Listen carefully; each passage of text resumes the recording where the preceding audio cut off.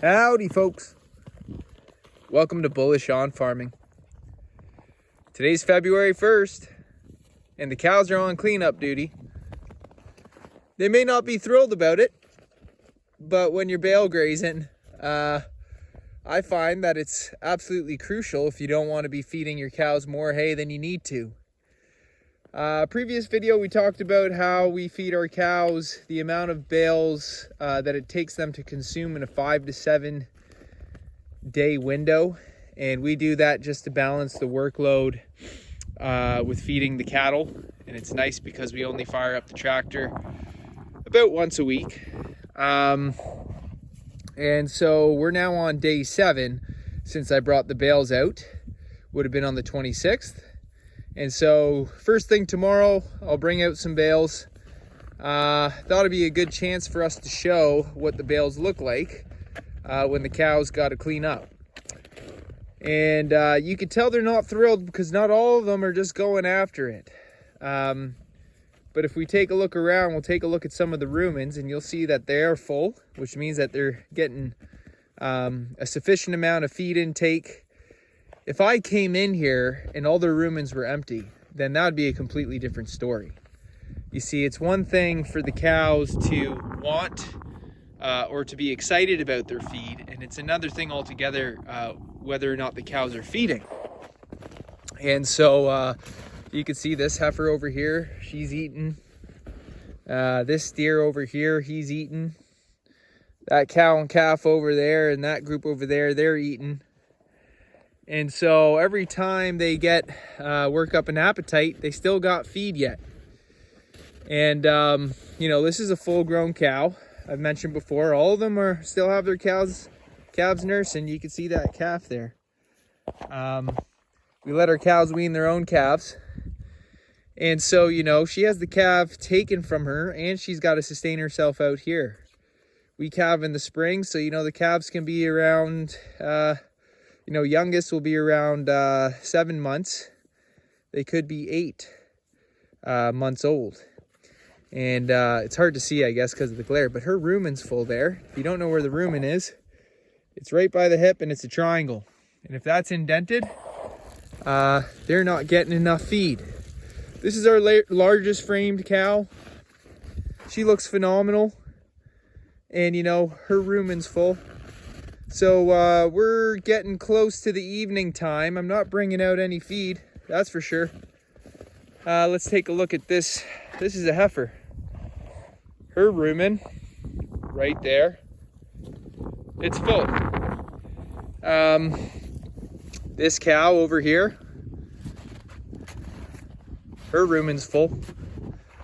And Montana, our girl with the horns who likes to use them, you can see her rumen is not empty.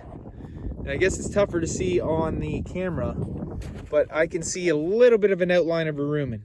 But that doesn't mean that she doesn't have, that she's not eaten. It just means that she maybe hasn't eaten in the past half an hour to an hour.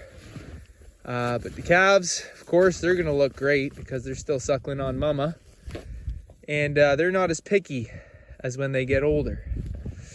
So, you know, some people, they're not comfortable feeding without a ring feeder, and it all depends on your climate, you know. This steer right here, youngest steer we have going off to the butcher this year, full rumen. And so anyways, I'm showing that to make a point of, you know, with the climate we have in winter, when you have right frozen ground and a foot or two of snow with layers of ice between the ground and the cattle's hoof, static bale grazing like this is a no worries, because mobbing around a bale isn't going to be punching up your pastures. And we do have stockpiled feed under here, so once the snow melts away, we don't bring out bales because we don't want them conglomerating around a specific spot when the ground is thaw. We want them moving and grazing. So that's why we do that. And you know, when you don't have a ring feeder, you can get some soiling of the bale, but in my experience, it's no deterrent. You're always going to get a little bit more waste without a ring feeder, but again, we want to be spreading the hay residue and the cattle's impact throughout the field. We got this whole field and we got a poly wire up there. And the bales will be sweeping forward with lines or rows of bales. And that's how we're going to distribute the manure in a way where we can have an even distribution and a nice concentration of impact, which will give this field a nice fertilization hit for the years to come. And you know, so feeding without a ring feeder, you're going to get more waste, but that's the investment in your soil, so it's not really waste. It's more of the fertilization investment into the soil, if you understand what I'm saying. And when you're investing in your soil, you want to do it efficiently. Static bale grazing is going to be a higher impact method, meaning that, you know, your residual spots are going to be much more heavier than if you were rolling out hay.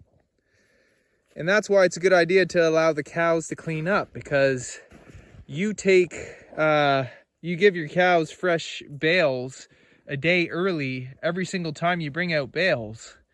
You're going to have, first of all, fluffier residual spots than you want. And you're probably going to be feeding anywhere from 20 to 30% more feed by the end of the season. Not because you had to, but because you didn't allow your cows work for their feed enough, and they got away with training you by bawling every single time they wanted a fresh bale. And that's a quick way to spend more money. And we're not against spending money, but we want to honor what we have to use. And we want to leverage our animals being on the land. And to do that efficiently means cows cleaning up, because there's always going to be residual. And the more they work on specific bales, the more impact you're going to get in that area, the more nitrogen you're going to have mixing with that carbon. And you got a formula for fertility, baby. And we don't worry about, you know, these spots growing back. We do our best by allowing the cows to clean up. And, you know, even in the past, I've come with a pitchfork and spread around the pats a bit more, the ones that were a bit fluffier. But because we have, you know, enough acres to be comfortable with a program that keeps our animals on the land as many days out of the year as possible, we're not worried about, oh, is that spot going to grow back by this May or June so I have grass? If you're thinking that way, then, you know, you don't really have enough grass to be investing time and resources into your soil. And I guess that's why people buy synthetic fertilizers, because it's a quick result, but a long-term cost, because it decreases your pasture's fertility by being dependent on the fertilizer, and you're not actually fixing anything. If anything, you're deteriorating soil health. So, you know, I'm not criticizing people who do that. It's just the truth about it, and I'm sure people who use fertilizer know that. But with our program, it's a holistic program. It's all about the longevity of the pastures. And because the pastures are what hosts our cattle, we're willing to take time and resources to invest in our pastures so that they become more fertile and nutrient dense year after year, making our program have a tailwind that propels us forward rather than a headwind that works against us. And when you build up that tailwind, you know, by year 10, by year 15, you talk to these people who've been doing regenerative grazing for 20 years. The way they're able to finish their animals on pasture with 100% grass-fed, grass-finished program is just very impressive, because it's all about management. But when you're working with fertile pastures and good pasture diversity and a nice healthy pasture that reflects nature's symmetry, you know, a lot of the work is done for you. You just got to have good, efficient management to stay on a regenerative progression rather than degenerating the land. And that'll come up to your management But because your pastures have been built up to such a good quality, what the cattle are eating when you are moving them is making a big difference. And it can increase the pounds, how many pounds your cows are gaining per day. And it's also going to increase the health of your animals, because it's likely there's going to be more nutritional roundness and mineral diversity within those pastures. So anyways, folks, you know, that's the vision, is to work towards that. And the beautiful thing about regenerative management is you're never there. And even when you're in the next chapter of what you would say is a great position to be in, you know, the nature of reality is you're either progressing or regressing. So you're never actually at the end, because it can always just keep getting better and better. It can always keep expanding and becoming more fertile.